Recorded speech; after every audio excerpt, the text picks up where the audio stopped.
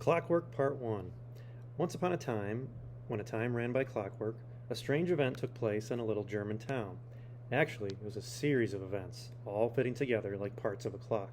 And although each person saw a different part, no one saw the whole of it. But here it is, as well as I can tell it. It all began one winter's evening when the townsfolk were gathering in the White Horse Tavern. The snow was blowing down from the mountains, and the wind was making the bells shift restlessly. In the church tower, the windows were steamed up, and the stove was blazing brightly. Pootsie the black cat was snoozing on the hearth, and the air was full of rich smells of sausage and sauerkraut and of tobacco and beer. Gretel, the little barmaid, the landlord's daughter, was hurrying to and fro with foaming mugs and steaming plates. The door opened, and fat white flakes of snow swirled in, too faint into water as they met the heat of the parlor. The incomers, Herr Ringelmann, the clockmaker, and his apprentice Karl, stomped their boots and shook off the snow of their great coats.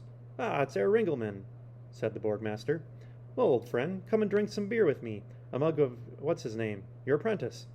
It's your day of glory tomorrow, my boy." Karl nodded his thanks and went to sit by himself in a corner. His expression was dark and gloomy. "What's the matter with the young thingamajig?" said the Burgmaster. "He looks as if he's swallowed a thundercloud." "Oh, I shouldn't worry," said the old clockmaker, sitting down at the table with his friends.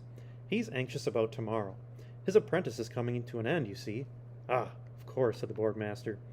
It was the custom that when a clockmaker's apprentice finished his period of service, he made a new figure for the great clock of Gleckenheim. "So, we're to have a new piece for the clock tower. Well, I look forward to seeing it tomorrow." "I remember my apprenticeship came to an end," said Mr. Ringelmann. "I couldn't sleep for thinking what would happen when my figure came out of the clock. Supposing I hadn't counted the cogs properly, supposing the spring was too stiff, supposing, 1,000 things could go wrong.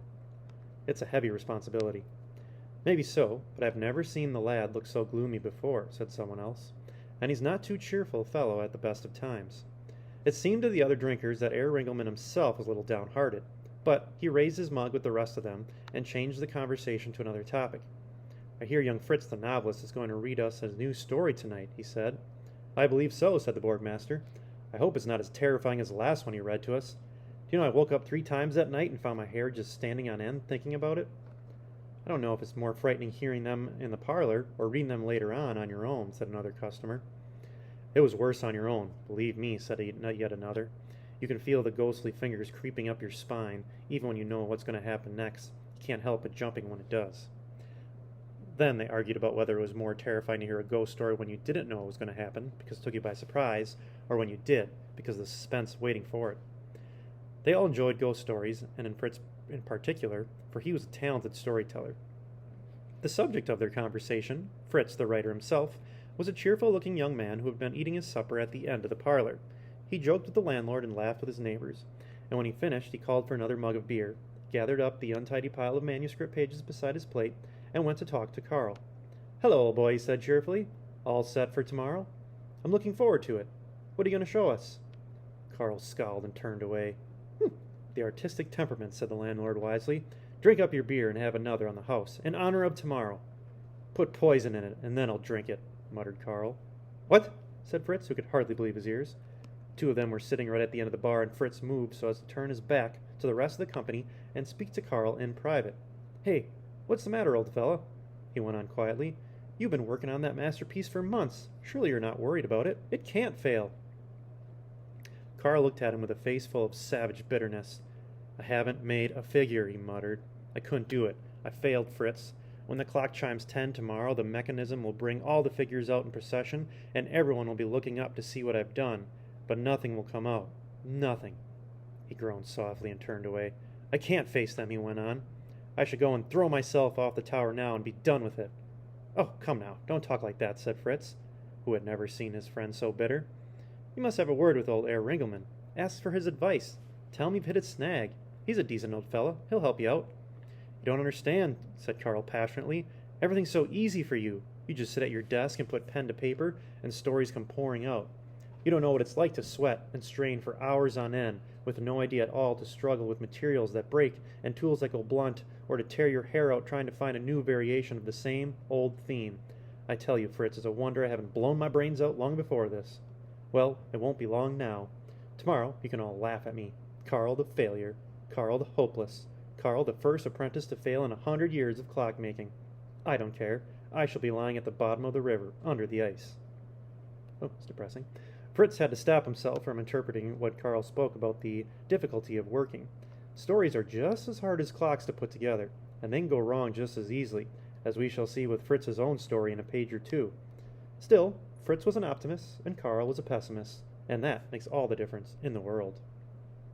Pootsie the cat was waking from his snooze on the hearth, came and rubbed his back against Carl's legs. Carl kicked him savagely away. "Steady on," said Fritz, but Carl only scowled. He drank deeply and wiped his mouth with the back of his hand before banging the mug on the counter and calling for more.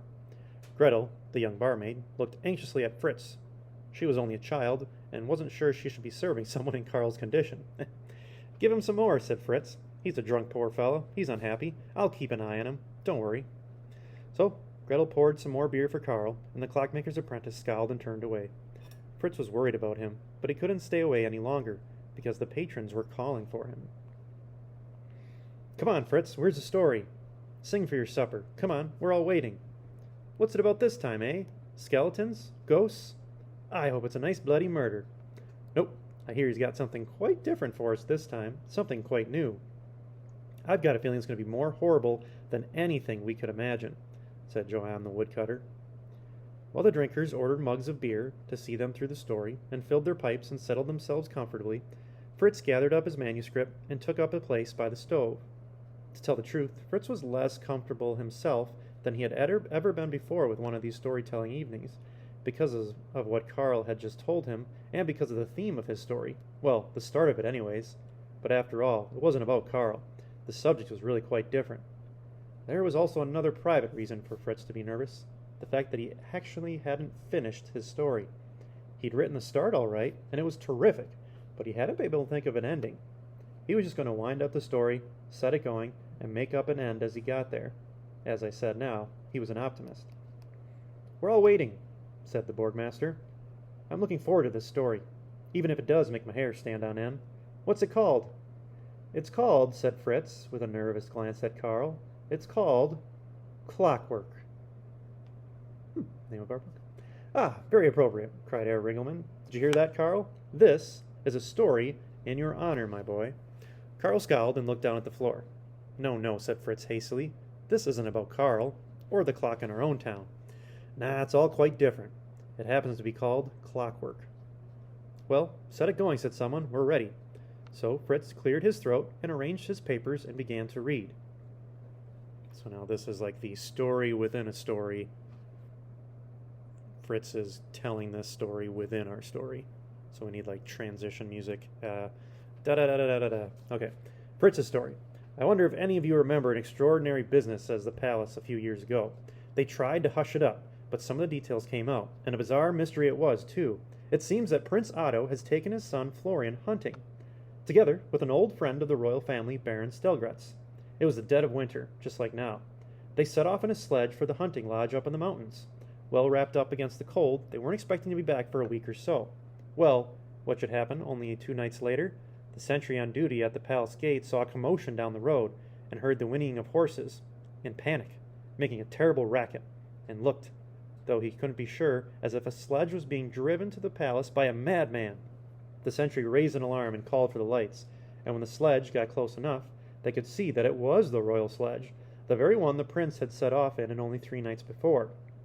It was hurtling up the road behind those terrified horses, and it wasn't going to stop. And the sergeant of the guard gave orders to drag the palace gates open quickly before it crashed right into it. They got them open just in time, and the sledge rushed through and then drove round and round the courtyard, for the horses were mad with fear and couldn't stop. The poor beasts were covered with foam, and their eyes were rolling. The sledge would be going around the courtyard still if one of the runners hadn't caught the mountain block and turned the whole thing over. Out fell the driver, and out fell a bundle in the back of the sledge. A servant hastened to pick it up, found little Prince Florian wrapped in fur and safe and warm and half asleep. But as for the driver, well, as soon as the sentries came close, they saw who it was. It was none other than Prince Otto himself, stark dead, as cold as ice, with his eyes wide and staring ahead of him, his left hand gripping the reins so tightly that they had to be cut loose. And, this was the strangest part, his right hand was still moving, even though he's dead. lashing the whip up and down, up and down, up and down. They covered him up so the princess, his wife, wouldn't see him, and took little Prince Florian to her to prove he was alive and well, because he was their only child. That's important. But what was to be done with Prince Otto? Well, they took his body to the palace and sent for the royal physician. As a worthy old man who'd studied in Heidelberg and Paris and Bologna, and published a treatise of location of the soul, studied geology, hydrology, physiology, but he had never seen anything like this before. A dead body that wouldn't keep still. Imagine that.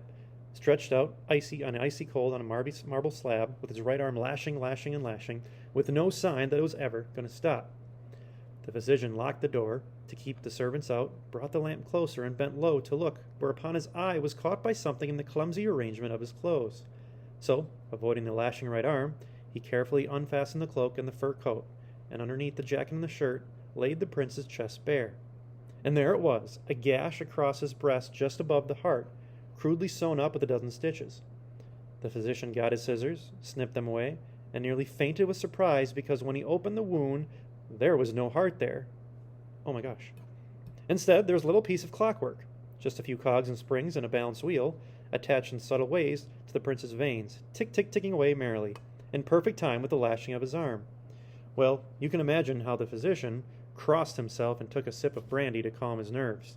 Who wouldn't? Well, not us, because alcohol's bad for you. Then he carefully cut the attachments and lifted out the clockwork, and as he did, the arm fell still, just like that. As he got to this point in the story, Fritz paused for a sip of beer, and to see how his audience was taking it. The silence in the tavern was profound. Every single customer was sitting so still they might have been dead themselves. Except for their wide eyes and expressions of intense excitement, he had never seen such success. He turned the page and read on. And back to his story. Well, the physician sewed up Princess Otto's wound and let it be known to the prince died of apoplexy. The servants who carried the body, though, thought differently. They knew a dead man when they saw one, even if his arm was moving. At any rate, the official version was that Prince Otto had suffered a contusion of the brain, and that his love for his son had kept him alive just long enough to drive home safely. He was buried with a good deal of ceremony, and everyone was in mourning for 6 months. As for what happened to Baron Stelgratz, the other members of the hunting party, no one could guess. The whole affair was shrouded in mystery. But the royal physician had an idea. There was one man who might be able to explain what had happened, and that was the great Dr. Calminius of Schatzberg, whom very few people had heard, but those who did know of him said he was the most cleverest man in all of Europe. For making clockwork, he had no equal, not even good Herr Ringelmann. He could make intricate pieces of calculating apparatus that worked out in positions of the stars and all the planets and answer any mathematical question. Dr. Calminius could have made his fortune if he wanted to, but he wasn't interested in fortune or in fame. He was interested in something far deeper than that. He would spend hours sitting in graveyards, contemplating the mysteries of life and death. Some say he even experimented on dead bodies. Ooh. Others said he was in league with the power of darkness, the devil. No one knew for certain, but one thing they did know was that he used to walk about at night, pulling a little sledge behind him containing whatever secret matter he was working on at the time. What did he look like, this philosopher of the night? Well, he's very tall and thin, with a prominent nose and jaw. His eyes blazed like coals in the caverns of darkness. His hair was long and gray, and he wore a black cloak with a loose hood like that of a monk. He had a harsh, grating voice, and his expression was full of savage curiosity. And that was the man who... But Fritz stopped. His eyes swallowed, and his eyes moved towards the door, and everyone followed his gaze. The parlor had never been so still. No one moved, and no one dared to breathe, for the latch on the door was lifting, and it opened slowly. On the threshold stood a man in a long black cloak with a loose hood like that of a monk's. His gray hair hung down on either side of his face. His long, narrow face, with a prominent nose and jaw, and his eyes that looked like burning coals in the caverns of darkness. Oh, the silence as he stepped in. Every single person in the parlor was gaping, mouth open, eyes wide, when they saw what the stranger was pulling behind him. A little sledge with something wrapped in canvas. More than one of them crossed themselves and stood up in fear. The stranger bowed. "Dr. Calminius of Schatzberg at your service," he said, in a harsh, grating voice. "I've come a long way tonight. I'm cold. A glass of brandy, please." The landlord poured it hastily, and the stranger drained it all and held out his glass for more. Still nobody moved. "Huh, "So silent," said Dr. Calminius, looking around mockingly. "One might think one had arrived among the dead." The Burgmaster swallowed hard and got to his feet. I beg your pardon, Dr. Calminius, but the fact is that, And he looked at Fritz, who was staring at Dr. Calminius with horror. The young man was as pale as the paper in his hands. His eyes were nearly starting from his head, and his hands trembled like leaves, and a ghastly sweat had broken out of his forehead. "Yes, my good sir," said Dr. Calminius. I said Fritz, and swallowed convulsively. The Bergmore master intervened. "The fact is that our young friend, the writer of stories, Doctor, he was reading us one of his tales when you arrived." "Ah, how delightful," said Dr. Calminius. I should greatly enjoy hearing the rest of your story, young sir. Please do not feel inhibited by my presence. Carry on as if I weren't here at all." A little cry broke from Fritz's throat, and with a sudden movement, he crumpled all his sheets of paper together and thrust them in the stove, where they blazed up high. "I beg you," he cried, "have nothing to do with this man." And like someone who had seen the devil, he ran out of the inn as fast as he could.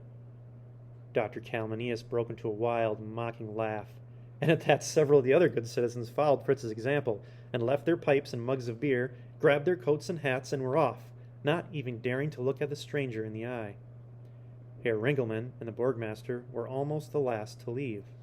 The old clockmaker thought he should try to say something to the fellow craftsman, but his tongue was mute, and the Burgmaster thought he should either welcome the eminent Dr. Calminius or send him away, but his nerve failed. The two old men took their sticks and hurried away as fast as they could. Little Gretel was clinging to her father, the landlord, watching it all with her eyes wide. "Well," said Dr. Calminius, "you keep early hours in this town. I'll take another glass of brandy." The landlord poured it with a shaking hand and ushered Gretel out, for this was no company for a child. Dr. Calminius drained the brandy at once and called for yet another. "And perhaps this gentleman will join me," he said, turning the corner of the bar. For there sat Karl still. In the rush of all the other customers to leave, Karl had not moved. He turned his glowing face, now flushed with drink and sullen with self-hatred, to glare at the stranger, but he could not meet those mocking eyes, and he dropped his gaze to the floor. "Bring a glass for my companion," said Dr. Calminius to the landlord, "and then you may leave us." The landlord put the bottle on another glass on the bar and then fled. Only 5 minutes before, the parlor had been full bursting, but now Dr. Calminius and Karl were alone, and the inn was so quiet that Karl could hear a whisper of flames in the stove and the ticking of the old clock in the corner, even the beating of his own heart. Ooh, scary. Sorry, coffee. Dr. Calminius poured some more brandy and pushed the glass along the bar. Karl said nothing. He bore the stranger's stare for nearly a minute, and then banged his fist on the counter and cried, "Gosh darn you! What do you want?" "Of you, sir? I want nothing from you. You came here on purpose to jeer at me." "To jeer at you? Come now, we have better clowns than you in Schatzberg. Should I come all this way for a young man whose face shows nothing but unhappiness? Come, drink up, look cheerful. It is your morning of triumph tomorrow." Karl groaned and turned away, but Dr. Calminius' mocking voice continued. "Ah, yes, the unveiling of a new figure of the famous Clock of Gleckenheim is an important occasion. Do you know I've tried to find a bed in 5 different inns before I came here? They were all full up. Visitors from all over Germany, gentlemen, ladies, craftsmen, clockmakers, experts in all kinds of machinery, all come for your new figure, your masterpiece. Isn't that something to be joyful about? Drink, my friend." Karl snatched the glass and swallowed the fiery liquid. "There's not going to be a new figure," he muttered. "What's this?" "I said there's not going to be a new figure. I haven't made one. I couldn't. I wasted all of my time, and when it was too late, I found I couldn't do it. There you are. Now you can laugh at me. Go on." "Oh, dear, dear," said Dr. Calminius slowly. "Laugh? I wouldn't dream of it. I've come here to help you." "What? You? How?" Dr. Calminius smiled. It was like a flame suddenly breaking out of an ash-covered log, and Karl recoiled. The old man came closer. "You see," he said, "I think you may have overlooked the philosophical implications of your craft. You know how to regulate a watch and repair a church clock, but have you ever considered that our lives are like clockwork too?" "I don't understand," said Karl. "You see, we control the future, my boy. Just as we wind up the mechanism in a clock, say to yourself, 'I'll win that race. I will come first,' and you wind up the future like clockwork. The world has no choice but to obey. Can the hands of that old clock in the corner decide to stop? Can the spring in your watch decide to wind itself up and run backwards? No, they have no choice, and nor has your future, once you have wound it up. Impossible, said Carl, who was feeling more and more lightheaded. Oh, but it's easy. What would you like? Wealth? A beautiful bride? Wind up the future, my boy. Fame, power, riches? What would you like? You know very well what I want, cried Carl.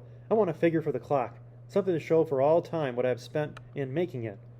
Anything to avoid the shame I'm going to feel tomorrow. Nothing could be easier, said Dr. Calminius. You spoke, and that is what you wish for. He pointed to the little sledge he pulled behind him in the parlor. The runner stood in the puddle of melted snow, and the canvas covered damp. What is it? Said Carl, who suddenly became very afraid. Uncover it. Take off the canvas. Carl, unsteadily to his feet, slowly untied the rope holding the cover down, and then pulled the canvas off. In the sledge was the most perfect piece of metal sculpture he had ever seen. It was the figure of a knight in armor made of gleaming silvery metal, holding a sharp sword. Carl grasped in detail, walking around looking at it from all angles. Every piece of armor was polished, shining tightly, riveted to the next. And for the sword, well, he touched it and drew his hand back at once, looking at the blood running down his fingers. It's like a razor, he said. Only the best will do for Sir Ironsoul, said Dr. Calminius. Sir Ironsoul. What a piece of work. Oh, if things were in the tower among the other figures, or if this were in the tower among the other figures, my name would be made forever, said Carl bitterly. How does he move? What does he do? Does he work by clockwork, I suppose? Or is there some kind of goblin in there? A spirit? A devil of some kind, maybe? Then, with a whir and a ticking of delicate machinery, the figure, Sir Ironsoul, began to move, and the knight raised his sword, turned his helmet towards Carl, and stepped off the sledge and moved towards him. Wait, no, what is he doing? Carl said in alarm, backing away. Sir Ironsoul kept going, and Carl moved aside, but the figure turned too, and before Carl could dodge away, he was pinned in the corner with the little knight's sword moving closer and closer. Ah! What's he doing? The sword is sharp. Stop it, Doctor. Make it stop.